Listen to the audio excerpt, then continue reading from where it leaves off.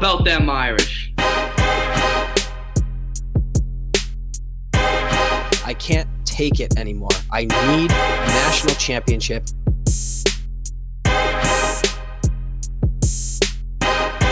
This is the Four Horsemen podcast.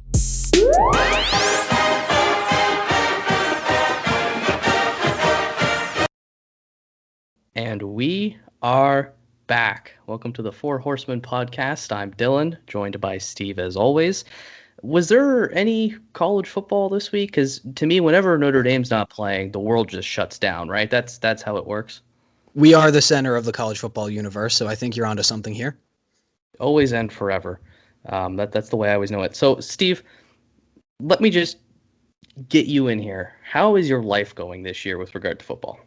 Well, I don't know if people who listen to this podcast realize or not, but the Notre Dame Fighting Irish are undefeated in the Lord's year of 2020. Another team that's undefeated are the Pittsburgh Steelers, who my uncle played for. Not that big of a deal, only 4 Super Bowl rings in the family tree. And if you combine their record, it's now 18-0. Now, what's the second digit in 18? 8. And if you multiply 8 times 11, which is how many national championships we have? Oh my God. What does that equal? 1988. Feels like 88, baby. Let's go. Yeah, life is great. Life is awesome. We flipped recruits. We are riding high. Nothing can possibly go wrong. Guys, I gotta be honest with you. Steve is super excited because I told him we'll do recruiting today, so he has been just a giddy child ready to get into it. We'll save that for just a little bit, though. Let's talk about college football at large. I'm sure some of you guys watched football. What we've learned is that the Big Ten sucks, and that's basically it. So let me recap the Big Ten's horrible, awful, no good, tragical day. I don't know how that title actually works, but it works. It works. First of all, the Big Ten West, the team of that division who can compete with Ohio State and possibly make the playoffs with a freshman quarterback, lost. Northwestern beat Wisconsin, which is hilarious because Northwestern isn't really that good, which really just hurts the Big Ten's chances at just everything. Last year, the Big Ten had too many good teams, and this year the Big Ten has no good teams. Furthermore, Penn State is hilariously winless. They're 0-5. And after weird allegations about bullying going on at that school, I'm completely fine with it. Michigan went to triple overtime with Rutgers. Sorry, I should rephrase that. Michigan is now known as Big Ten Pitt because both of them were good back in the 1930s, and neither of them will win a conference championship again. So Big Ten Pitt sucks. And that leaves the big one, Indiana versus Ohio State. And something the podcast account was very forceful with yesterday was that it was a tight win for Ohio State, and that said more about Ohio State than Indiana, because Indiana was ranked in the top 10 because they beat a ranked Penn State, and then they beat a ranked Michigan. And it turns out those teams aren't very good. So Indiana, we don't really know how good they are, but they're probably not very good. So when Ohio State struggled to beat them, to me that suggested that this Ohio State team is extremely beatable. They do not have a good defense. I think their defense is worse than Clemson's. I think their offense is similarly good. So in a theoretical Notre Dame Ohio State matchup, I do like the Irish there. So Big Ten football, really poor day. Did you watch any of this? Do you have any thoughts on that conference?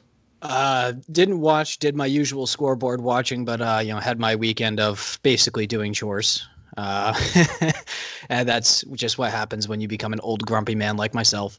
But scoreboard watching was exquisitely hilarious, looking at Ohio State struggle so much. Kind of a bullcrap ending to that game, in my opinion. The Wisconsin game, yes, they didn't have Graham Mertz because they have this ridiculous 3-week quarantine on a disease that's out of your system in 14 days.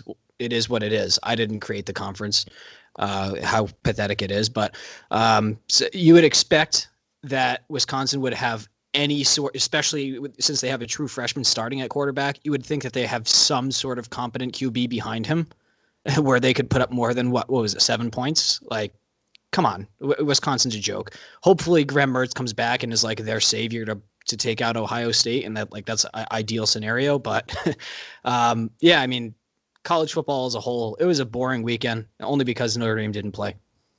Yeah, that's it, of course. I mean, anything that happens, you can link it back to Notre Dame in one way or another. Let's talk about playoff scenarios.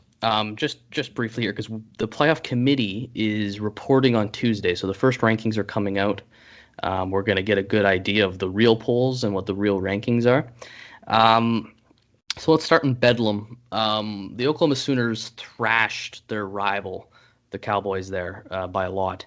And they also beat Texas, and they will be probably in the Big Ten championship game. So I'm going to ask you this. Is there any chance the Oklahoma Sooners have at making the playoff with 2 losses? There's not a chance in hell. Not a chance in hell, because they're not playing a full season, are they not? They're not playing quote unquote a full season at 10 games. I think they're only playing 8, right? I thought they were, but you know what? You might be right. I can't keep you track. know what? They actually, I think that the Big 12 rather is playing 10 games, but if they go 8-2, come on, there's just so many more teams ahead of them that are much more qualified. I would much rather see Cincinnati or BYU. That would make it fun. And here's the thing with those teams, all of those teams, Cincinnati, BYU, Texas A&M, the Pac-12, the Big 12, everyone right now is cheering for, if they know what's good for them, Alabama and Notre Dame to win out. Because things get a lot less complicated if you have an undefeated Alabama, undefeated Notre Dame, 2-loss Clemson, 2-loss Florida. Because then you can easily dismiss Clemson and Florida because they don't have a title and they have 2 losses. Where things get crazy is if Notre Dame were to lose a game, or if Alabama were to lose a game to, either Auburn or to Florida. That really messes things up for the group of 5, and that really messes things up for the Pac-12. So at least I'm pretty confident that 1-loss Notre Dame with presumably a decent loss to Clemson in the title game would get in over an undefeated Pac-12 champion. Because if you look at the Pac-12 schedule, none of them are playing tough schedules at all. There's 2 good teams and they're all garbage. Yeah. And they're playing 7 games. So I think the Pac-12 can get in if Alabama knocks off Florida, Notre Dame knocks off Clemson. Then the Pac-12 could be that 4th team. But these playoff scenarios are going to get interesting. So the one I want to ask you, because we just talked about Oklahoma, you're the committee. You get to select between 2 teams for the final spot. You can select a 2-loss Oklahoma, who is a Big 12 champion, or you could select a 1-loss Big 10 champion. Who gets in? Ooh. Now we'll assume BYU and Cincy have lost a game and whatever. Okay. That's really tough because you're going with a team that's 9-0 with a conference title win. Wait, did you say 1-loss Big 10? 1 loss. So I think a 1-loss Big 10 is instantly out, no matter what. But if it's between that and a 2-loss Big 12, pretend that's just our last 2 options here. Yeah, I mean, I'd be much more inclined to go with an Oklahoma in that particular instance, or even Texas if it ends up being like Texas versus OU and then Texas wins out, whichever that scenario would be. There's just more data points. They played a longer schedule. They kind of self-cannibalize in their own right. Texas beating OU and OU you could was it the vice versa? Yeah, OU beat Texas. Okay. All right. That's like 8 overtimes. True. It's been such a wild year already. Sorry if I misremembered something. Yeah, but I think all things considered, you have to go with the more data points, and I would definitely take a 8-2, 9-2 with a conference title, Oklahoma over in 8-1 Ohio State. So that's my personal feelings on it, because who is Ohio State going to play this year? Literally, who are they playing? It's all conference, and their conference is terrible. Right. Yeah, it's bad. It's bad. They're going to probably get Northwestern. I don't know if Wisconsin is on the schedule this year. I don't think they are. I think Michigan is their last big game, but don't quote me on that. Okay, so here's another counter-argument I've seen in favor of Oklahoma being put into the playoff. If your choices were a undefeated BYU or Cincinnati or a 2-loss Oklahoma, the argument goes that we know, wink, wink, Oklahoma's really the better team, which is fair. But on resume, I don't know how you could put in a 2-loss team over an undefeated team, even if that undefeated team is BYU. Where do you stand on that one? Yeah, I mean, talent-wise, obviously, you're going to go with Oklahoma, but the game isn't played by talent, because if it was, then Texas or Miami would be, and Florida State would all be in the conversation. But those are just perennial trash programs because they can get the 4 and 5 star commits all the time, but they can't put together a good season. So, yeah, I mean, Oklahoma, if you handled your business against, what was it, Iowa State? Yeah. If you handled your Kansas business State. against like if you handled your business in at least one of those 2 games, then okay, then we're open to conversation here. But you have BYU with presumably NFL ready prospect at quarterback, and teams have inferior quote unquote teams have surprised us before. Specifically, I'm thinking Boise State. TCU back when they were, kind of a middling program. Now they're a little bit more established, but there's definitely something to be said about, those mid-tier teams that go undefeated and play their way into the playoff contention, BCS contention back in the day with a couple of the teams I mentioned. But come on, you would have to put a Cincinnati or a BYU ahead assuming that they win out, because they don't control their schedule.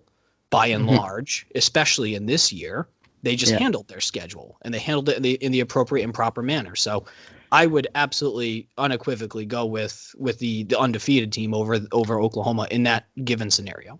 Exactly. And if you don't give it to them this year, when would you ever give it to them? You're almost saying that if you're not in a Power 5, there's no point in you playing college football.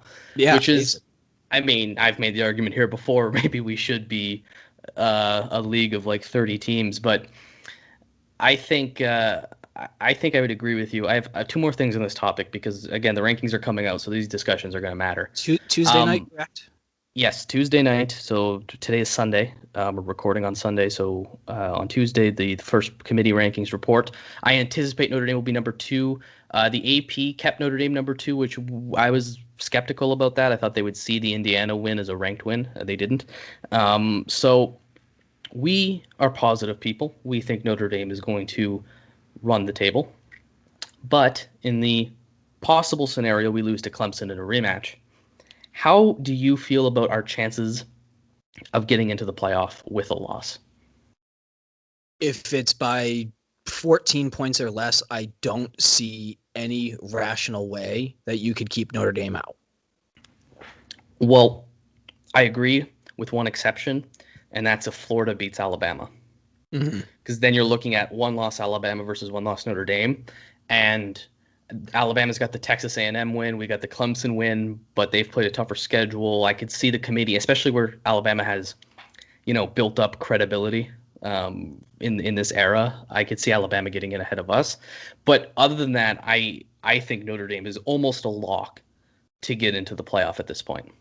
I tend to agree. I mean, obviously, stranger things have happened, and we can't get too far ahead of our skis because we got a hell of a matchup this weekend, which I'm confident about, but shit happens in college football. But assuming that we at least run and go 11-0 into the conference title game, if it's remotely close, other than some crazy stuff happening in the landscape, I think you're exactly correct. It's basically got to be a lock.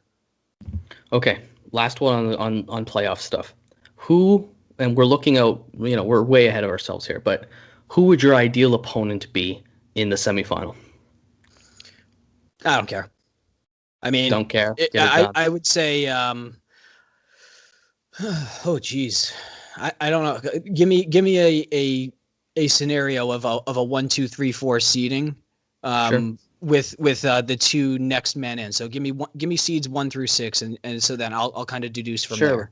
So I'll preface this by saying the problem is that Notre Dame's ideal matchup has to come if we're the 1 seed or if Ohio State somehow loses and knocks themselves out. So there's no 3 seed either. So in this scenario, we're looking at Alabama, Notre Dame as your 1, 2, Mhm. And then it's either Ohio State 3 is the most likely scenario. I think we're headed for that. But if not, Mhm. we'll say Pac-12 champion. So either Oregon or my personal favorite USC. I think that would be phenomenal in a college football semifinal. Awesome. Cincinnati, BYU, Texas A&M, and then maybe Oklahoma. We'll just throw them in there. Okay. And I'll even throw this in there. Let's say that we lose to Clemson in the title game, close game, but we end up losing. We still have to get in. We have to, Okay. assuming that there's like catastrophic meltdown across the rest of the landscape. In that case, I would say it's probably going to be Notre Dame number 4 against number 1 at that point, which would be us versus Bama. That would be obviously a tougher matchup, but if we're going to compete for a national title, that game is coming one way or another. Yeah, let's face we're it. going through Bama at one way or another. Yeah, so we're not going to play Clemson 3 times. That's just not going to work out. So I would say I'm honestly confident against an Ohio State team. Yeah, Justin I am too. Fields did not look good. He Nope. did not look good. What, 3 picks or 2? Three picks. I think one of them was kind of sketchy, like not really his fault. But yeah, I think I was a little nervous about Ohio State. I thought Ohio State, Alabama, Clemson were the top 3 in the country. Notre Dame has proven that we are in that group, and I think Ohio State has proven that they might actually not be in that group. That my perception of Notre Dame Ohio State discrepancy is actually a lot closer than I thought. Alabama is the big team that I think is the one to worry about. But we know we can beat Clemson. I think we can beat Ohio State. And I think Ohio State is the most likely outcome. But in a weird world where Ohio State, let's say, gets knocked off, let's say Michigan beats Ohio State, and then Ohio State beats Northwestern, and the teams that get in become like Oregon or literally BYU. You know what I mean? That would be fun. But who cares, right? And I'm sure the listeners are feeling the same way, right? Just get us in. We would. I'm honestly more afraid of BYU than I am of Oregon. I think we would rinse Oregon. Yeah, I agree, because Oregon doesn't have the quarterback anymore, and BYU does. And if there's anything I hammer, it's be afraid of quarterbacks that are good. Yeah, and just to kind of piggyback off that and to continue on with the conversation, the only 2 teams I'm really afraid of at this point, and don't get me wrong, Clemson is great, especially with Lawrence. And 10 times we play them, it's probably split 5-5, maybe 6-4. I think that we prove that we definitely belong there. I'm a little sketched out and a little bit afraid of Florida because Trask is really freaking good. So it would be an awesome matchup, and I think that's probably a 1-possession game. But I'd be lying if I said I wasn't at the very least concerned about Trask and that Gators team. I think it's a really good point. The Gators defense is a little sketch too. But the SEC this year's defenses are like Alabama's weakness is their defense. Ole Miss put up like 60 points on them. Oh yeah. Same thing with Florida. So I think we'd beat Florida, but I think that would be, like you said, a really tight game. One I'd be afraid of. I'm not afraid of A&M. I don't think Mond is as good. Kellen Mond can't play in like big pressure situations. Yeah. So this is good. This is a good conversation. Listeners at home, tweet at us what you think, where you think the committee is right now, who you think is going to get in, who you'd love to see. But at the end of the day, we're Notre Dame. We will beat anybody that we have to play. Knock on wood. And that's all that matters. Just get us into the playoff. So let's move on to your favorite topic in the absolute world, recruiting. I'll just let everybody know, if you haven't been paying attention, Notre Dame's recruiting has been on hot fire. So in 2020, a big part of Notre Dame's strategy is to get kids on campus. Now, I've been to the Notre Dame campus. I understand why that's a recruiting tactic. It is perhaps the most beautiful place in the world, next to a really gross town, but whatever. The campus is beautiful, and it's a very big part of getting recruits to Notre Dame. With the pandemic, that hasn't happened, and it has hurt us in recruiting, and that's been well documented throughout the summer. Things have turned around because the season has started. Kids are allowed to take unofficial visits. We're going to have some for the last home game against Syracuse, and we've absolutely been flipping people like crazy, getting commits out of nowhere. We hit, I think, 3 or 4 in a week. So, Steve, I'll let you take away with it.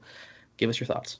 Yeah, for sure. And it's crazy to think that in a way, because of COVID, because of the Pac-12 shutting down, because of the Big Ten shutting down, it's actually adversely helped us out quite so.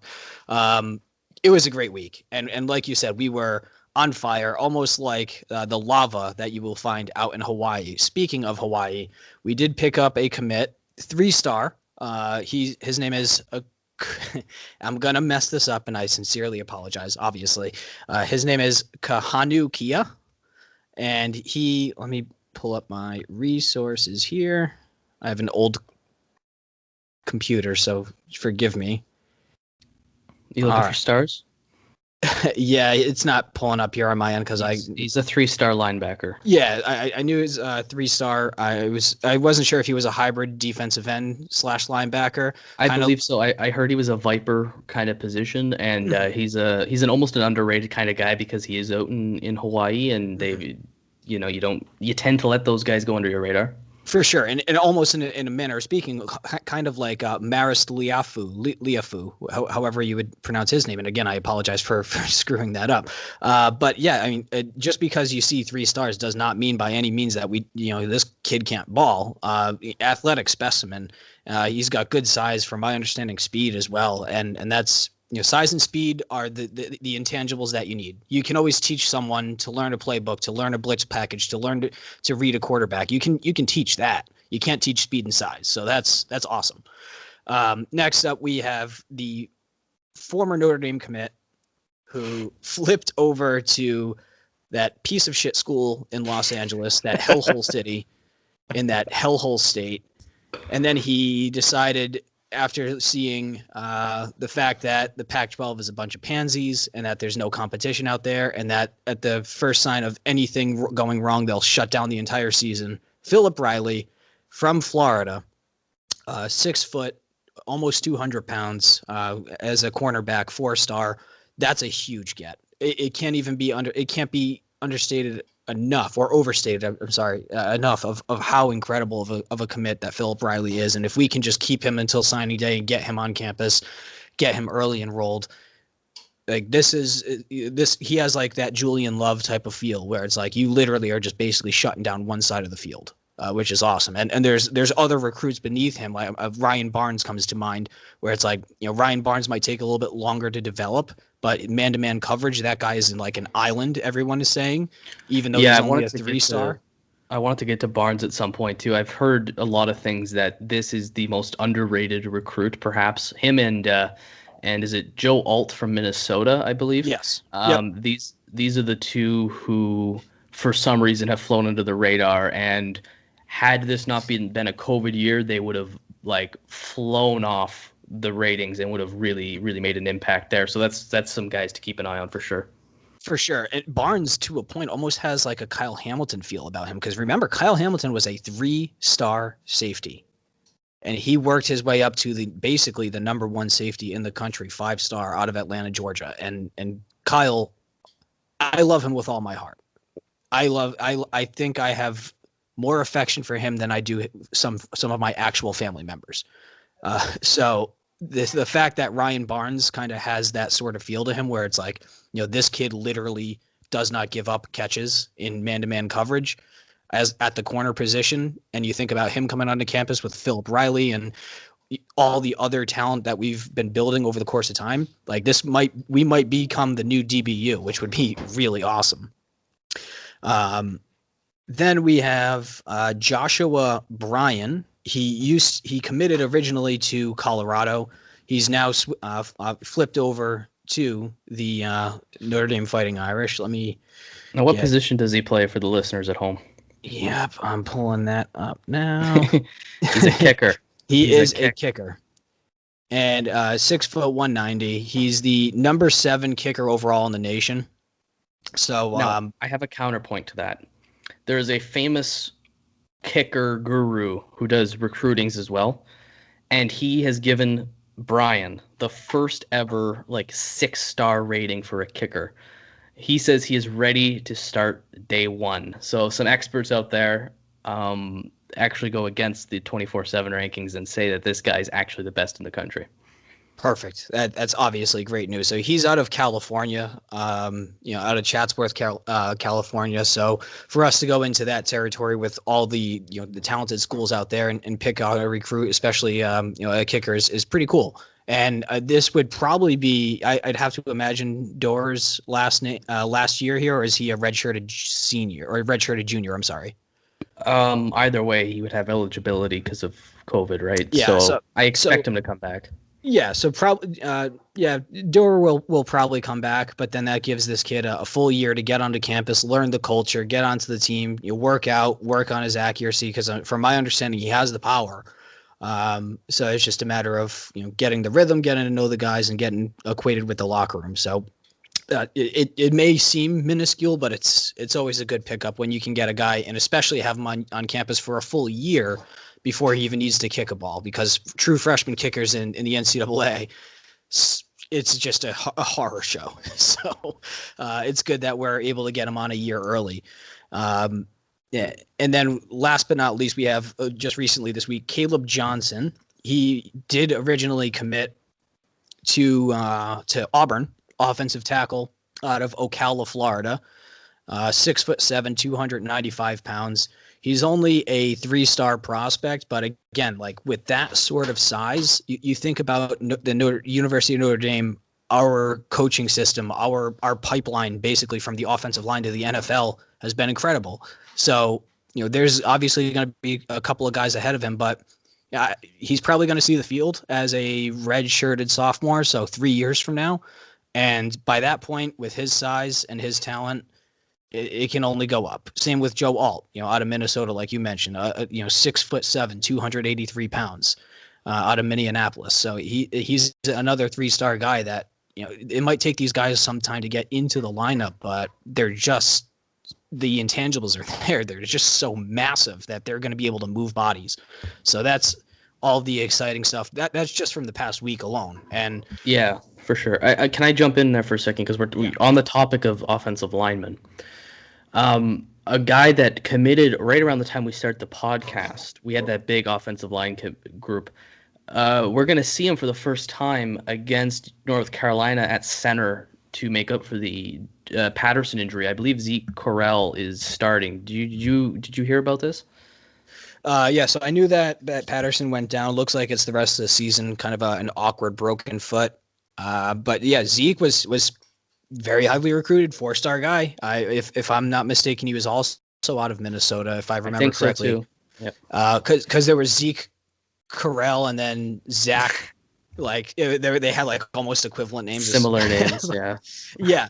So, but yeah, I mean, again, this is kind of just a plug and play system where we have an embarrassment of riches on the offensive line, and it feels like we're only getting richer. But yes, Jarrett Patterson has been a huge, development in this year at the center position. Especially you think about the guys around him, how talented they've been. You might think that the center position might be something that opposing defenses could attack, but between him and Kyron Williams, not much is coming up the middle.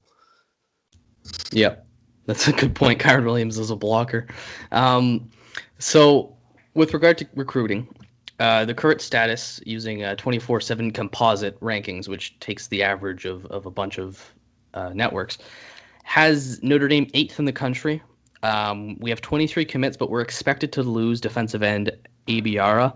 Although I wonder, with the way Notre Dame's playing, if they may actually hold on to him. He's kind of a 3-4-star defensive end. What I want to talk about with respect to recruiting is what's left on the board for Notre Dame. So if you remember in 2012 for the 2013 class, Notre Dame picked up like 3 or 4 major recruits near the end of that season as we were heading towards the BCS title game. So we picked up Eddie Vanderdoes, who ended up transferring right in that spring. Picked up Max Redfield, I believe. So that was a really big recruiting cycle, at least. Maybe it didn't pan out, but lots of talent there.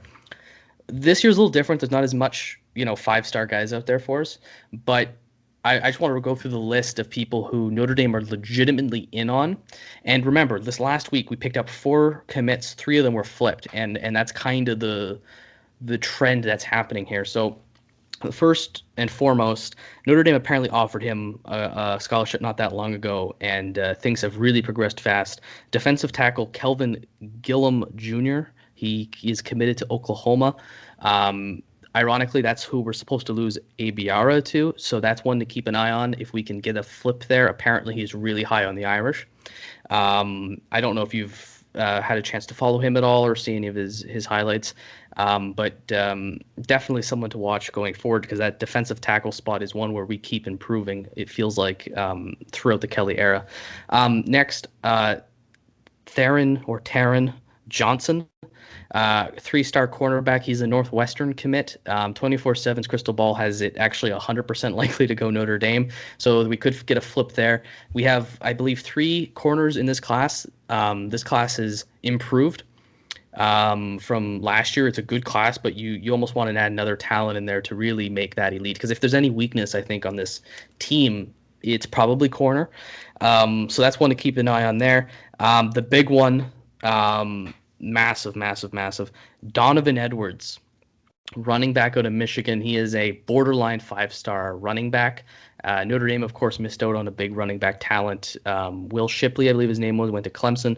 But we are in on Donovan Edwards. So the story there is Donovan Edwards is from Michigan. Michigan has been leading the recruiting. Ohio State was in it, but Ohio State's got a log jam there. So it's been Michigan's to lose. It was expected that he was going to go to Michigan. He's from the state. And then, as you guys so gladfully know, Michigan is on pace for a 3-win season. It's a disaster there. Harbaugh might not stay. So there has been a big push for Donovan Edwards at Notre Dame to get him. Apparently, he is supposed to come on campus for the Syracuse game. So there's a good chance that that could be. He's not committed yet, so there's a good chance we could just win that battle in the last few months of the recruiting cycle here. Another big one, Steve, I'm sure you're familiar with, is Sierra Wright, athlete corner, 4-star. He's from, I believe, California. He's USC leaning. He hasn't committed anywhere. USC's the favorite, but again, well, USC has actually had a decent start to the season, but with Notre Dame performing so well, and with the recruiting on hot fire, that's one that we could definitely pick up. And then one last one of the realistic. I know there's maybe another running back out there, but the last big one Notre Dame could get is another Hawaiian, Titus Mokiao Atimamalala. I hope I said that right. I believe that's another linebacker out of Hawaii. Still early in the process, I think, for him, but that's one that Notre Dame could get their hands on as well, which would be, I think, 27 this class. And if you're wondering, because Notre Dame's usually way under that, Notre Dame's usually 23 to 25. In COVID, every senior has been given a year of eligibility, and if they take it, they do not count against the scholarship count. So we can actually afford to have a bigger class than usual. So now that I've gone through them, Steve, do you have any kind of thoughts on them? Which ones are realistic? How many do you think we can pick up? Yeah. Donovan Edwards is definitely in play, and it'd be huge to grab him. He's the number 3 running back in the nation as it stands at his position. Number 36 national as a recruit. So he's a 4-star, but anytime you're close to the top 30, you're right on the border. So he would probably be, on paper, the biggest get that we get.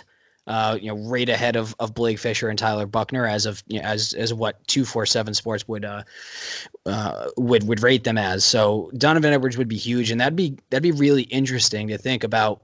Our running back field, and over the course of the next 3 years, almost has a vibe of like the Miami Hurricanes in the early 2000s when they just were an absolute factory at running back going to the NFL. Because you think about Kyren going into his junior year, true sophomore of Chris Tyree, and then you got Donovan Edwards as a true freshman who probably honestly wouldn't get too much time, but at the very least he'll have plenty of time to develop, build up. He's 5. And at the very least he wouldn't have to go to Michigan. Also correct. If anytime you can not go to Michigan in life in general, I think you're probably going to be winning at something. But I think more than anything, I'd be more excited if we were to land Sierra Wright. He's from Los Angeles, so it's going to be hard to get him out of there. But he's the number 6 overall cornerback in the nation. So you pair him with a guy like Philip Riley, it's on top of all the other talent that we have. Again, it's just like that's when we get into DBU sort of territory. So those are the two guys that I'm highest on originally, and they're the guys below that we've discussed. Adam Alala, they would all add plenty of depth and talent in their own right. But those two, I think, would be not just depth guys, but game breakers. And game breakers is where we need to compete on the national level. And to go into those states and grab those guys, to go into Michigan, to go into California and pull borderline five-star guys who are previously committed to our bitter rivals, or leaning towards our bitter rivals more accurately, that would be a huge get for us. Yeah, I agree for sure. I think if I look at who I want the most here, so obviously Donovan Edwards would look great because it makes the recruiting numbers look better. We jump up in class rankings, but that stuff doesn't really matter at the end of the day. Obviously, it's what happens afterwards. And a running back is the position I think that matters, I think, the least, because we're so well developed there, and a lot of it is predicated on offensive line.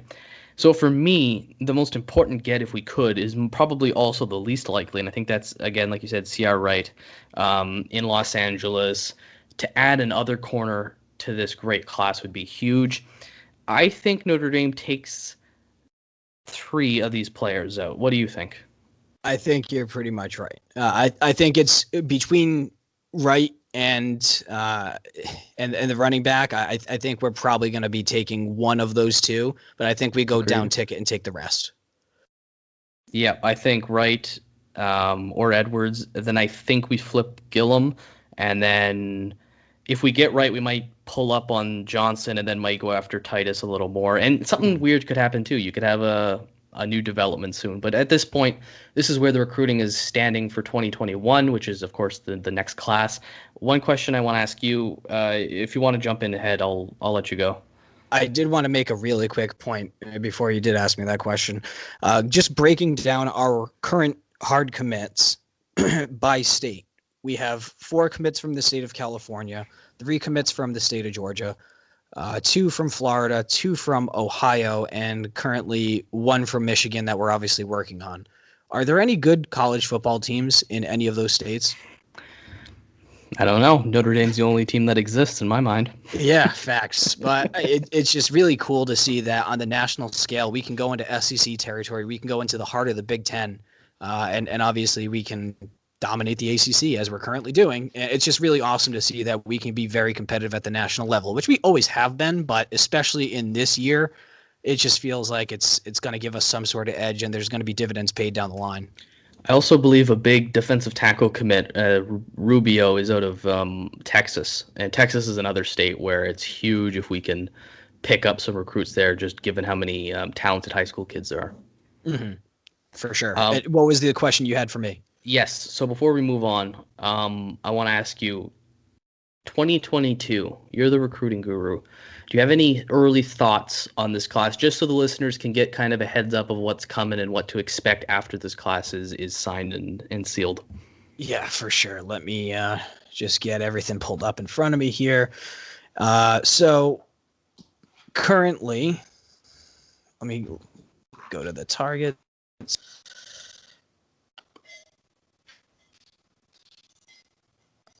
Slowest computer in the world.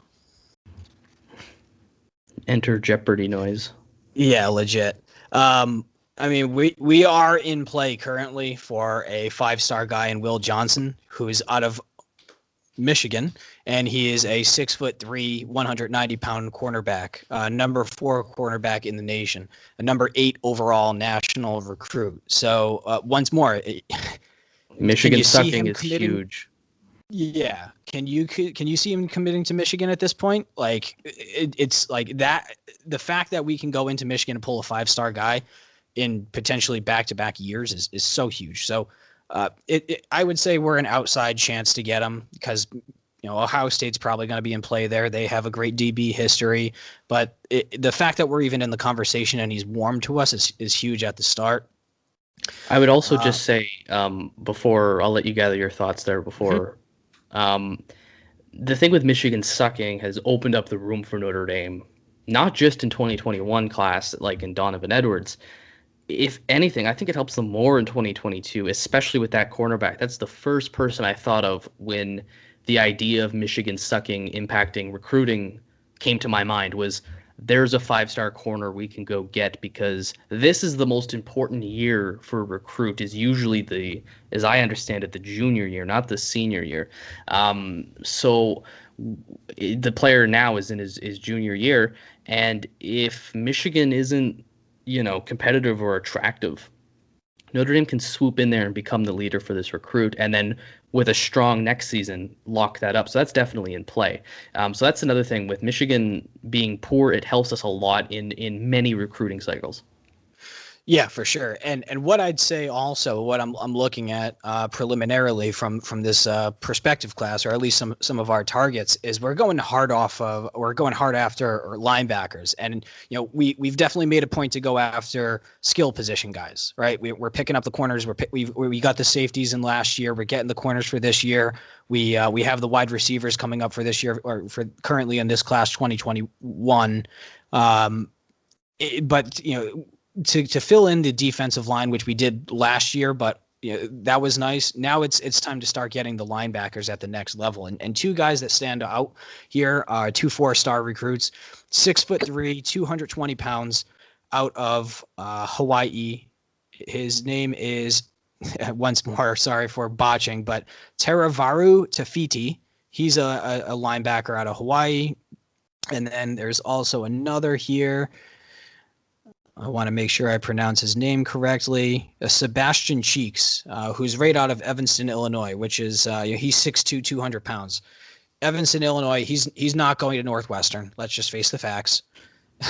So who's he going to go to? It's probably going to be Minnesota, Michigan, Wisconsin, Ohio State, or Notre Dame. That's probably a short list. I haven't even looked at it, but I'm just making the assumption just based off the geography. I think Notre Dame is leading for him too. If I understand that correctly, we're the favorites to land him.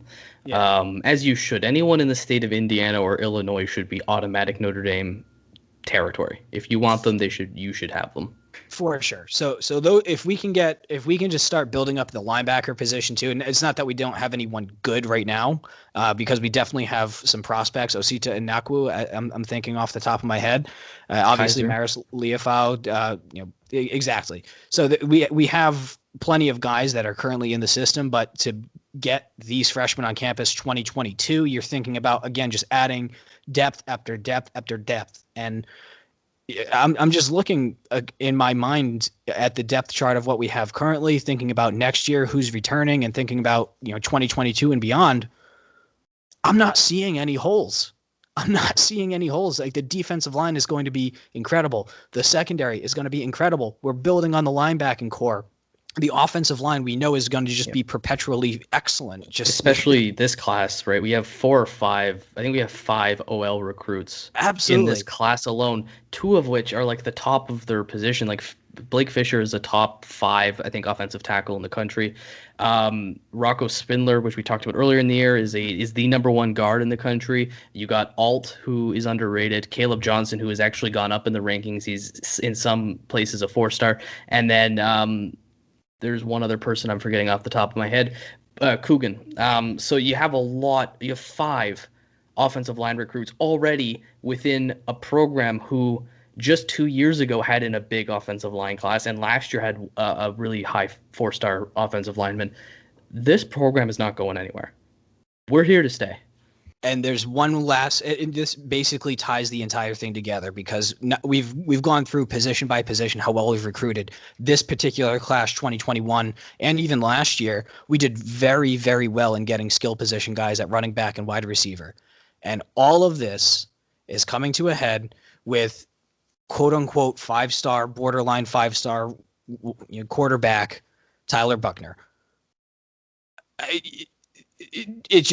You think about all the frickin' talent, all the gaps are being filled, all the depth is being added, all the positions are just being fortified every step of the way. And then if we get our guy at QB, who is just an absolute baller and gamer, and as we've discussed, I think it might have been pre-podcast, but he's going to be on campus early in spring, Tyler Buckner.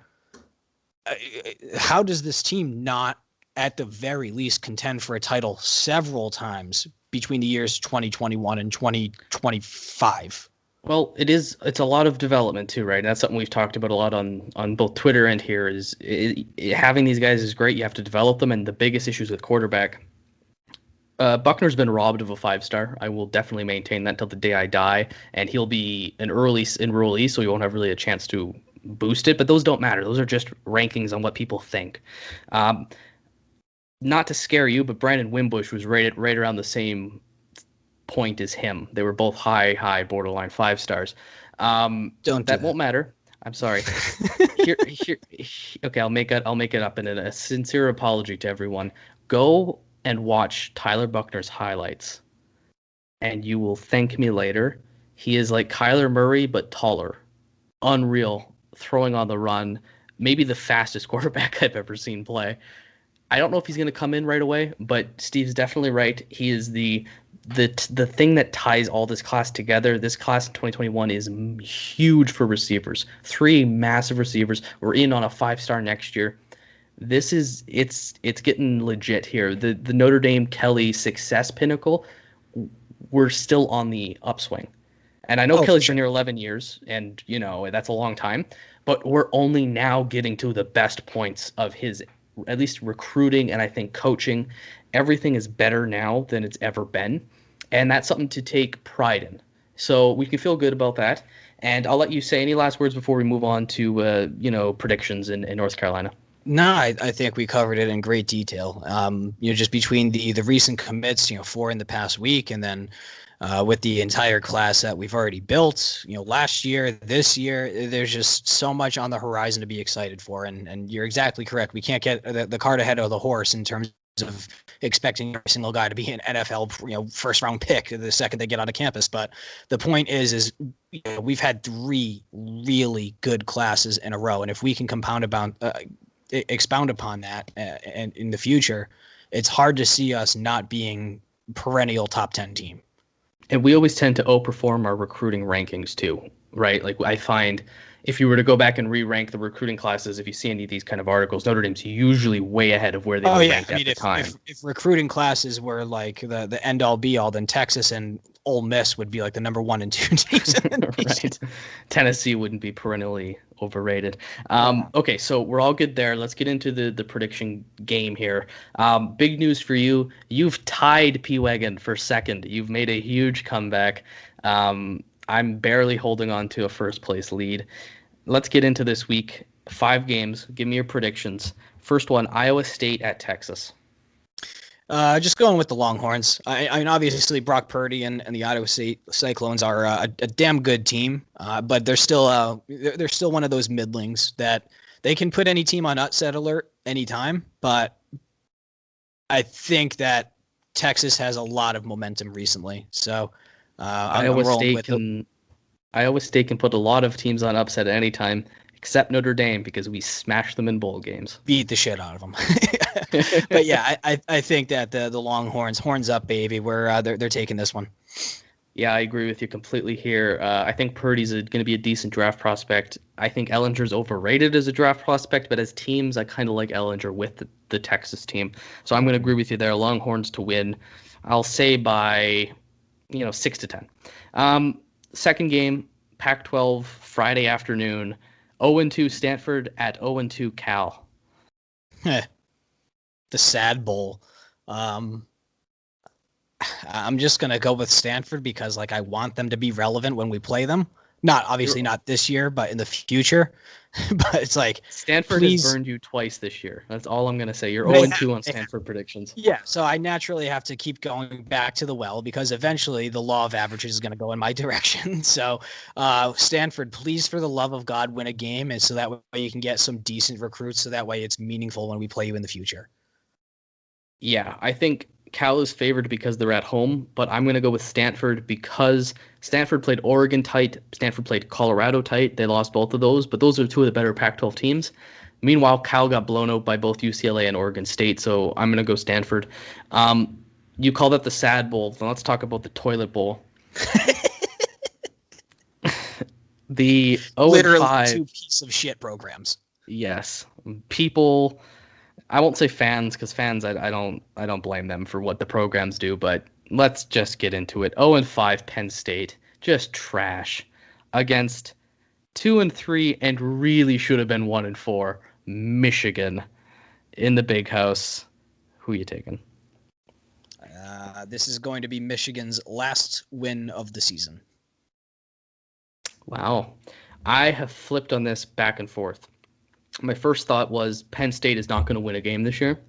My second thought was, well, hold on. Penn State actually played Ohio State and Indiana fairly tight. I mean, the Indiana definitely, that was in overtime. And Ohio State, they were within, 2 scores. They weren't that bad, and then whatever's happened lately is inexplicable. But then I think about it at the same time of, well, hold on.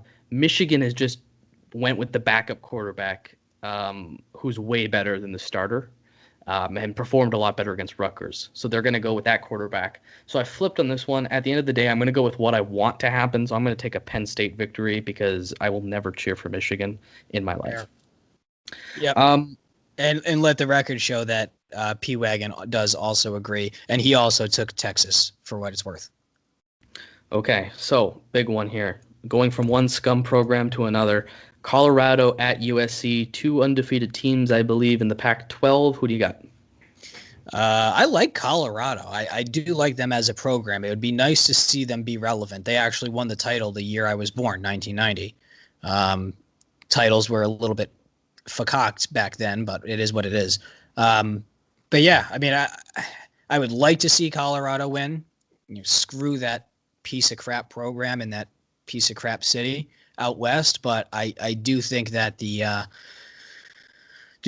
Trojans pull this one out. Unfortunately, I'm not picking of what I want to happen. I'm picking what I think will happen. Yeah, you're pretty tough on LA. I've never been there, so I have no strong opinions on that or the state of California. Well, I've never just in been case you're from either, but I'm in Boston, so I'm like required to right by default. We have some listeners. I think most of our listeners are actually from California, so you guys are great. We love you. Great state. I'm gonna take SC here, and the reason that is they barely escaped Arizona State. They barely escaped Arizona, but then they beat Utah quite convincingly, and I think Slovis has kind of got things under control, so I'm going to go with the Trojans there. Let's get to the last one. The Iron Bowl, for some reason, is being played this week when no other games are, because welcome to 2020. Auburn at Alabama. Steve, wishful thinking? Wishful thinking. Yeah. War Eagle, just because chaos will be just so much fun. It would be really, really funny to see Bo Nix, who is just not that good and so overrated, to just go in. Is this game going to be in Auburn, or is it going to be in Tuscaloosa? Tuscaloosa. To go into Tuscaloosa and beat Alabama would be so funny to watch. I mean, it probably would work better for us if Alabama won, but I am rooting for chaos here. So War Eagle.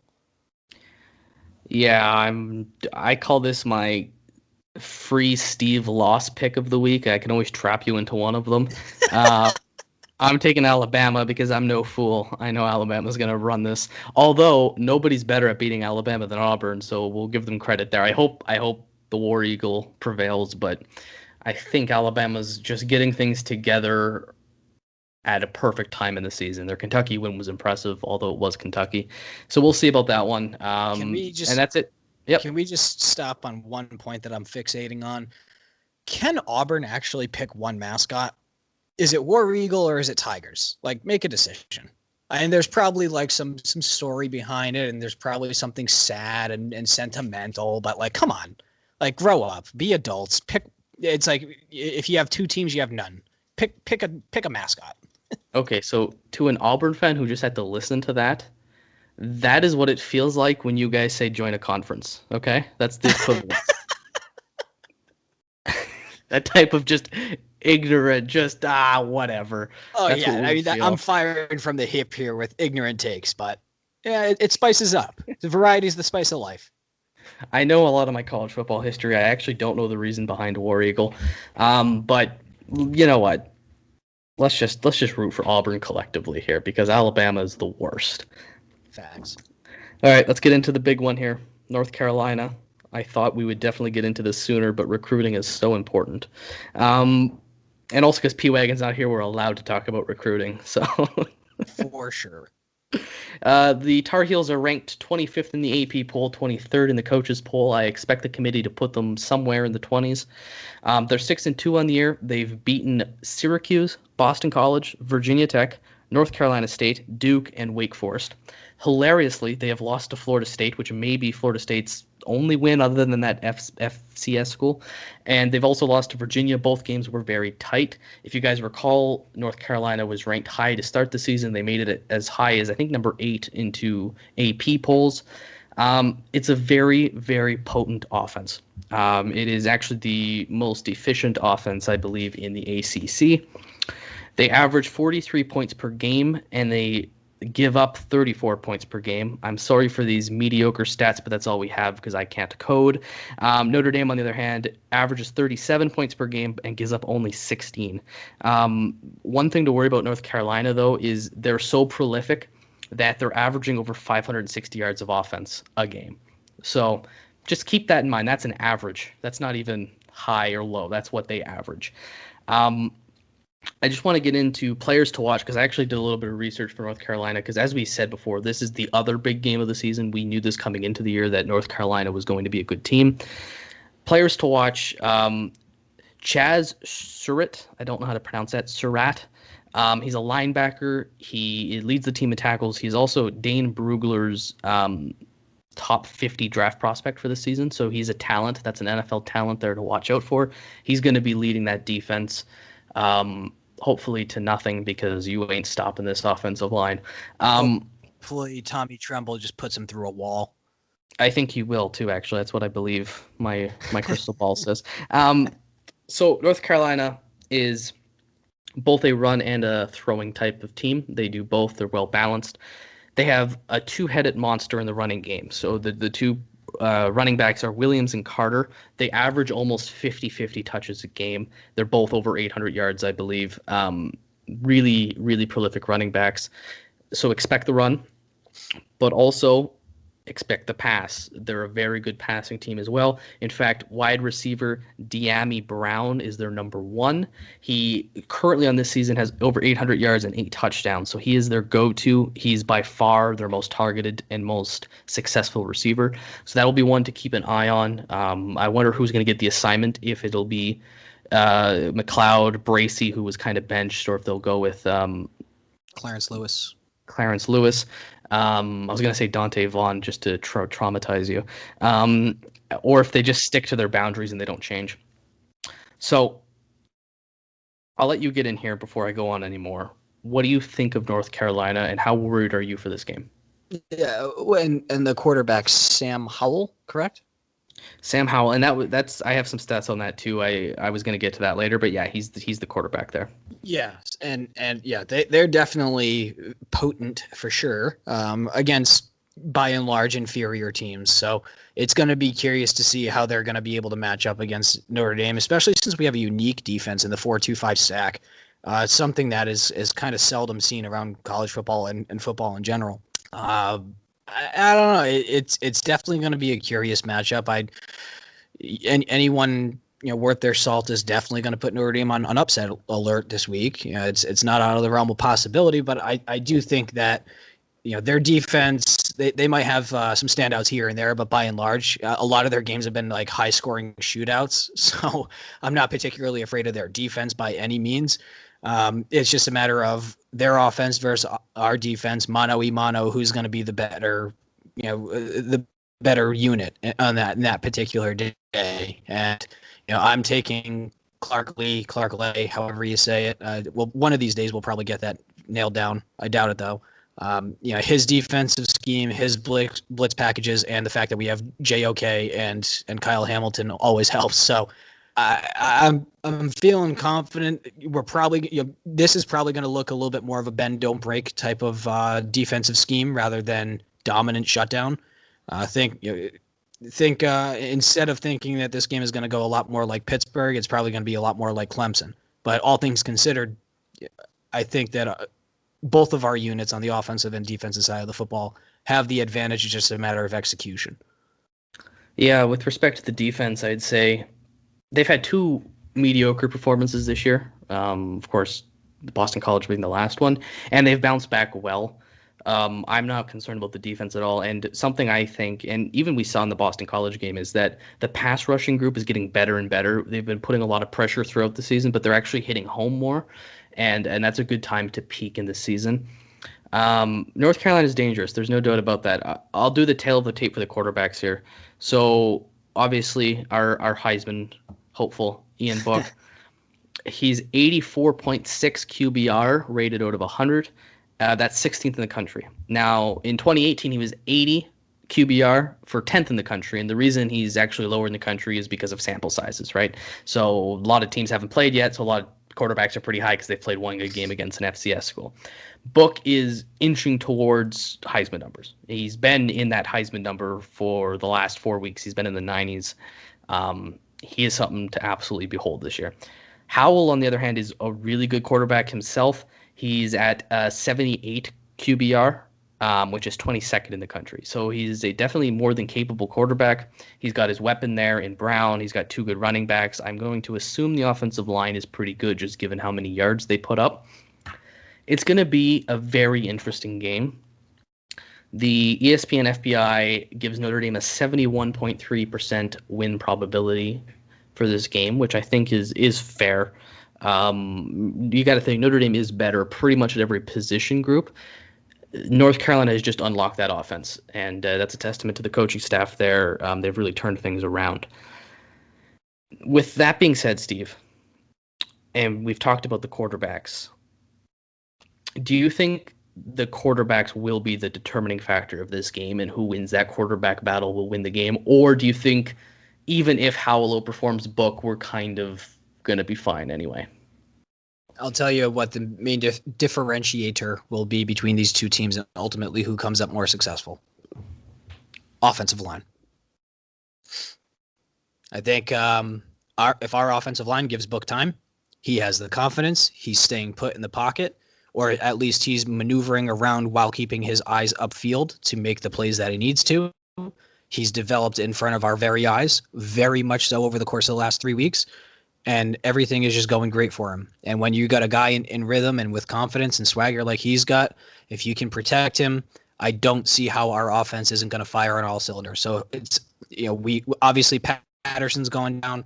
If Zeke Correll can jump in there and be basically seamless, and our offensive line can protect Book, we're going to win this game. And inversely, has Howell felt a pass rush as potent as ours, as dangerous as ours this year, and has this offensive line for the Tar Heels, have they been able to go up against a unit as ferocious as ours with packages and schemes and coverages like we've presented? So I think that's where I'm going to give us the edge. Obviously, we have the best offensive line in college football, or at least one of the top 3. And Tar Heels are probably damn good because they move the ball in bunches, but they haven't performed up to snuff against some of the best teams, and they've had some lapses against inferior teams. So if our defensive line can get after them, which I'm confident we will, I think that's going to kind of be the factor here. Real quick, in like a sentence, how concerned are you about Patterson's injury for both this game and the rest of the year? Is it significant or is it overcome? We can overcome it. Oh, overcome it. Overcome it. He's a good player. If it was an Aaron Banks or an Eichenberg, very much more so going to be extremely worried. Patterson's great. He's very, very good. I just think there's more pieces around him that are more senior and have been there and done the dance, so to speak, that they're going to be able to plug anyone in there with the depth and the talent that we've had, that we've recruited, quote, wink, wink, that it's going to make this kind of a successful transition is my original thoughts. Okay. Give me a score prediction on the game. So I think we're going to give up points, but I think that at least 7 of them come in garbage time. I'm going to go with UNC 27, Notre Dame 45. Interesting. I don't see things too differently from you.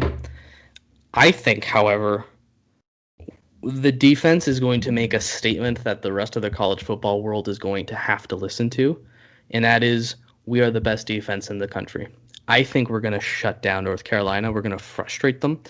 And I think this is going to be a blowout. And I know North Carolina is good, and I know they could easily beat us too. We're on upset alert, no doubt. Don't freezing cold takes me. I do believe they're good. I just think Notre Dame is going to make a statement here. I think the offense is clicking at the right time. I think the defense is going to rebound after a rest. To be fair, North Carolina is coming off a bye week as well.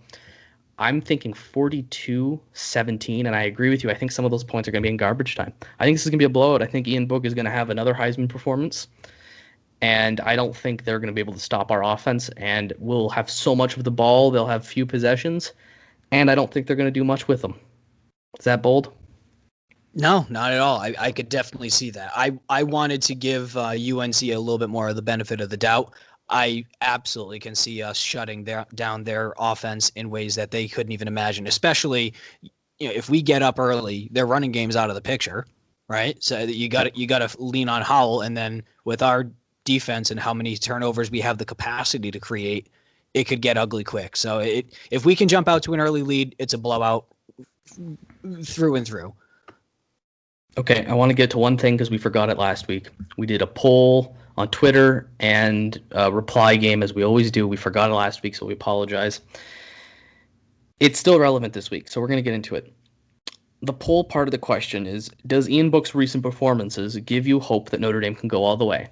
We had a very high voter turnout, almost enough to be a legitimate sample size. 92% said yes. The confidence right now in the Notre Dame fan base is that Ian Book can win us a national championship. And if you asked that question 6 weeks ago, I think people would disagree. I think that number would be maybe 50-50. People have really bought into this. And let's keep hyping up that Heisman train. Even if he doesn't win Heisman on my ballot, I don't actually vote. Let's get the media on board with this Ian Book as a Heisman contender. Reply, I promise to give you guys the best responses here. So what are your thoughts on the wide receiver group now that we're 8 games into the season? We've had lots of good answers. I want to highlight 2 in particular. Christian Bogan on Twitter, C_Bogan 1989, says, the wide receivers have definitely stepped up. It's nice to see the confidence and marriage between both Book and the wide receivers. Unlocking the downfield passing attack has opened up this offense. I have confidence that Notre Dame can compete with the elites of the college football world and win. And also from Corey Radio, at Corey Radio, he is a blue check mark, so this is fancy for us. He says, love that McKinley and Skoranek are ascending, but Avery Davis has been the X factor here. Excited to see him continue to improve along with the return of a healthy Lindsey. Definitely agree there. The wide receiver group has a chance to be pretty special with the way Book is dealing. This is perfectly how I feel about this group. I think the wide receiver group has really blown me away, and I'd like to ask you, Steve, A, how would you vote in that poll, and B, how would you answer the question? Yeah, I think Christian Bogan had a fantastic analysis there. Both guys that responded were pretty much spot on. So the first question, once more, just remind me. So does Ian Book's recent performances give you hope that Notre Dame can go all the way? Absolutely, yeah. I mean, as we've well established between the Clemson game and so going onward from there, the confidence is there, the swagger's there, and sometimes that's literally just the difference between a winning quarterback and a losing quarterback. There are some guys that have the arm, the mobility, and even the mentality to read coverages, but if they don't have the confidence to get that ball into that window or to take that chance or believe in their guys, you're dead in the water. So you're looking at a losing quarterback. So Book is just playing with the swagger and confidence that he needs. And if he has another big performance here, it's hard not to see that we just rolled right into the ACC championship game, firing on all cylinders. And if it's just beyond that, you think about, oh man, it's hard not to get so excited about thinking about the playoffs, because that's the implications of how Book has been playing. Definitely has us. It's not that we would get to the playoffs and then be like, oh well, maybe we'll win, but we'll probably lose, like we did in the Cotton Bowl recently. this has us thinking like not just the semifinals, like thinking forward to the finals. And it's a whole shift in mentality that I've had, that I think the program has, the players, the coaches, the fan base. So it's really exciting to see Book really come into his own. And Coach Kelly said that quite early on in the season. He said, and everyone mocked him for the whole winning is hard thing, but he said, I got to get these guys to believe in themselves. That was the biggest issue at the start of the season, is they have to believe that they are as good as they really are, and we're seeing that right now. I mean, it's been like this, particularly with Ian Book. It's been so phenomenal, and with that kind of quarterback play, we beat Clemson, we'll beat anyone. I believe that. Alabama's got a worse defense than Clemson. Ohio State's got a worse defense than Clemson. And yeah, Clemson was missing some great defensive players, but Clemson is still Clemson. I think we can beat anybody with Ian Book performing this way, and the receivers have been unreal. Skoranek has maybe played himself into a draft pick conversation. McKinley has finally really hit that consistency that we've been seeing flashes of. And Lenzy is Lenzy, man. We can't wait to get him back on those jet sweeps on the Lawrence Keys position. He's been doing a pretty good job too, but Lenzy just adds another dynamic to this game, over the top. And of course, my boy Avery Davis. Breakout against Clemson, just phenomenal. This offense feels like it's the best I've seen maybe since the 2015 Kaiser year, maybe better than that. This is a really good team, guys. You guys know that. We don't have to reinforce it. Steve, I think we're at the end here. We had a really good chat, and we got to flesh out some ideas on some important parts of the Notre Dame program. Mm-hmm. Do you have anything you want to say before we go? Any last points to make before we hang this one up? No, I think we covered everything in great detail. College football without Notre Dame is incredibly boring, and we are superior to everybody else. Recruiting, all the pieces are falling into place, and we're seeing the ramifications from that from previous years manifest in this year with how well we're doing, and all the depth that we have. It's not just top end talent, it's the guys that can fill in, especially in a year with COVID. I think that's really highlighting it, and not only with Notre Dame but other teams, and you're seeing how other teams are struggling. So that is why it is important for the future. We are setting ourselves up for success. Sam Howell's a bitch. The offensive line for the Tar Heels are total bitches. We're going to dominate them. We're going to win this game. We're going to go undefeated because it feels like 1988. Couldn't say it better myself. We coined that. That's us. That's all us here. Feels like 1988, not 1993, 1988. Steve, it's good talking with you as always. It's great having the listeners. Please give us a 5-star review on Apple Podcasts. Give us a comment too. We'd appreciate that. Reach us on Twitter at Horsemen Pod. We love the support, guys. It means a lot to us. We do this for fun. We do this to interact with you, and we do this to share, I think, some opinions of the fans. So, with that being said, I have nothing else to say but go Irish. Beat the living shit of the Tar Heels. Let's go.